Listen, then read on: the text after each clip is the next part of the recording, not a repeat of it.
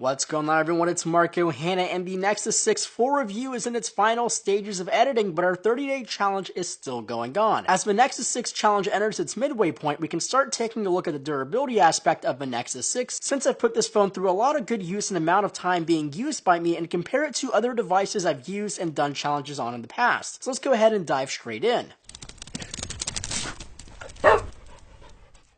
To start out, let's give you guys a quick go over what the Nexus 6 is and where its design originates. This is the Motorola-made Moto X for 2014, or the second generation Moto X. It's a blend of metal, Gorilla Glass, and assortment of materials on the back including leathers, plastics, and wood. It's also one of the most solid devices of the year, and its build quality is absolutely surreal, and it happens to be the same design Google picked for their Nexus 6. So here is the Nexus 6. Obviously, it's a much larger phone, but generally has the same build quality and thickness all the way around as the Moto X for 2014. It's also built with the same materials, Gorilla Glass 3 on the front, metal on the sides, and plastic on the back. It also feels like one of the most solid devices of the year. Now, my second generation Moto X has seen better days. In my first week of using my Moto X, I had several deep scratches on the front of my display just from a tiny fall from the box to the ground. And I do mean really tiny. I'm talking about like 2 inches, and I had some deep scratches. But apart from the screen getting scratched, everything else seemed pretty intact. Now on the Nexus 6, I wanted to test the durability of the display minus the fall, so this was my perfect opportunity. So I braved it out and I left my display completely uncovered from day one, and also I've been putting it down on surfaces, I've been putting it out of my pockets, in and out, and also just your normal daily wear and tear on the display, and so far I've seen nothing.